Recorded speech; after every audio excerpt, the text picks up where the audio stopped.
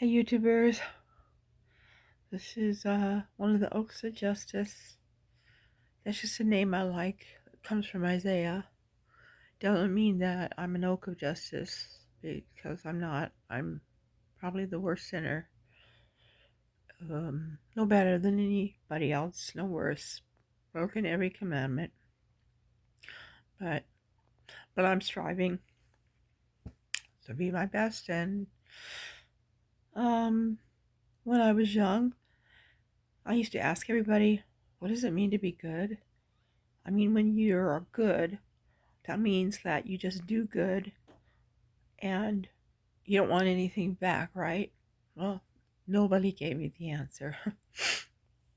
Well, it took me 40 years to be sick in bed. And you know that part in scripture where it says, be still and know that I am God? Well, I had to be still because I was sick. Good way for God to get me to listen to him. And this is what he told me. You can't be good. I'm like, say what? No, baby. I love you. I value you so much that I sent my only son to die for you. But you can't be good on this earth unless you have Jesus Christ in you. Because it is Jesus that does the work through me, that does the good through me. I am a vessel of Jesus Christ. He is good. Now, I have to tell you that I ask everyone in my life. No one had the answer. But sometimes when you're sick and suffering and you pray, God will reveal mysteries to you that other people can't answer. And I know that it's true. So that's okay with me. God values me. He values you. You're precious. He wants you to treat you like you're precious, especially you women out there. Don't let anybody take advantage of you because you are a daughter of the King. Your body is a temple of God. And you can do good if you just ask Jesus to help you. It's not that hard. I mean, a child could figure it out, but I tend to overcomplicate things, so it only took me 40 years to learn. Finally, I realized that I couldn't be good without Jesus. Not really. That really disappointed me. And it didn't make sense to me. But so what?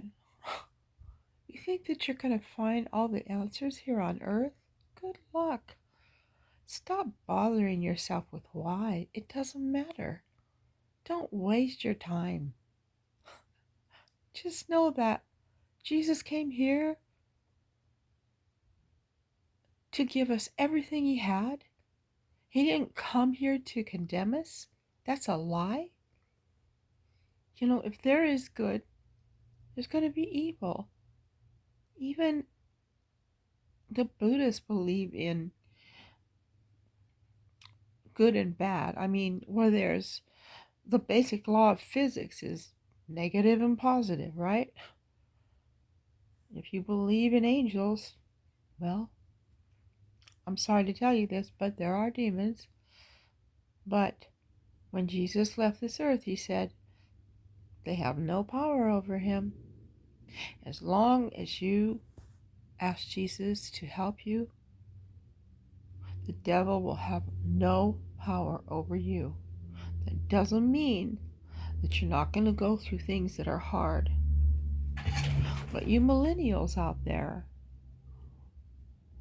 I think you need to wake up just a little bit and start respecting your parents, because believe it or not, they have been through some things that you haven't, and they've got a little bit of wisdom that they would love to give to you. So if you are rejecting your parents, and you're a millennial, please don't do that. You're no matter what your mom and dad did, they love you. And do you think that their childhood was good? How can you expect your parents to be exactly what you wanted when nobody ever taught them how to be parents? You say that you're intelligent, but excuse me, that sounds just a little bit dumb. Um, you know, it's a commandment for a reason. Your parents gave you birth, and believe it or not, when you were in heaven, you actually chose your parents. Now that is a mystery that I was told when I was sick, and I cannot explain the mysteries of God. All I know is that I tell the truth, and I will not lie to anyone on these videos, because Jesus Christ hears every word I say, and I'm accountable to him. So I want to be real serious about this. Remember, Jesus said, whoever you give mercy to, you will be given mercy. But if you are not merciful, especially to your parents, and I know it's hard sometimes. There were times when I wanted to pull my hair out when my mom was alive. But you know what? I'd do anything to have 1 minute with her today. What was it in A Wonderful Life? Youth is wasted on the wrong people. Oh, God, isn't that the truth? Call your mom or your dad today. I don't care what they did to you. You wouldn't be here today if it wasn't for them.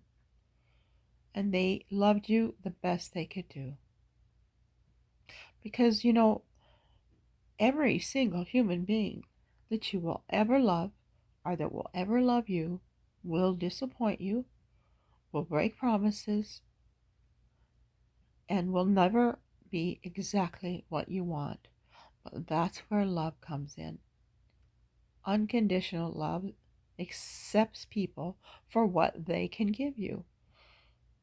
If a person can only give you what they know at the time, why do you expect them to know what you think they should know when they don't know it yet? Doesn't that doesn't make any sense. Love goes beyond the boundaries of what we understand. And the only way that I was able to forgive my stepfather who abused me and my family was to ask God to help me, because I couldn't do it in my own humanness. And the only thing that I can say is that I was willing, and I knew that if I was a Christian, I had to forgive. Because if you think about the prayer that Jesus told us to pray, Our Father who art in heaven, hallowed be thy name. That means holy. Holy just means another way, a different way than the world. Our Father who art in heaven, hallowed be thy name.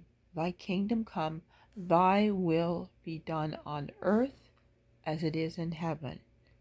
So what that means is we have to try to be as close to the way it is in heaven before we leave this earth.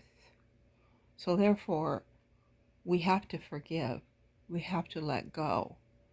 And because why would God let someone in heaven if they hold on to grudges?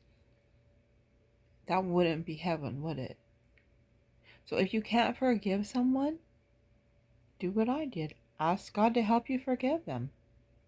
It isn't always possible to forgive people, not in our own humanness.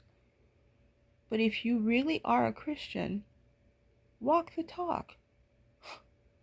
Don't just say, okay, I'm a Christian, I believe and I have faith. Even the demons say that. And that still keeps them in hell. Read the book of James, my favorite apostle. Faith without works is dead. You may have faith, But if you don't live your faith, then you are not a Christian. I live by the same standards. We will all face God one day. Let's face Him with love, because He's going to ask you, how did you treat other people? And who did you bring with you? And were you merciful to those people who made mistakes in your life? Please don't let another day go by without forgiving the people that have hurt you. None of us know if we have another minute on this earth. But once we die, we face God. So forgiving, remember, never ever justifies what someone did to you. Believe me, God will take care of what that person did. That's why I believe in purgatory. One of the books that was taken out of the Bible at the Council of Nicaea was 2nd Maccabees, which talks about praying for the dead. And the reason is, it just makes sense. If you have not forgiven people, when you die, you will not be forgiven. Jesus made that very clear. And it starts with family. Family that you have on this earth, we are connected by a string, no matter how far away you are. Your mother loves you. Your father loves you. And if they're still alive, thank God. Call them. Tell them that you love them. And just pray before you call them. And God will help you say what you need to say. And like I said, if you can't forgive them, ask God to help you, and He will. It worked for me. I couldn't do it. So, again, remember, forgiveness never justifies the crime. Everything that we do,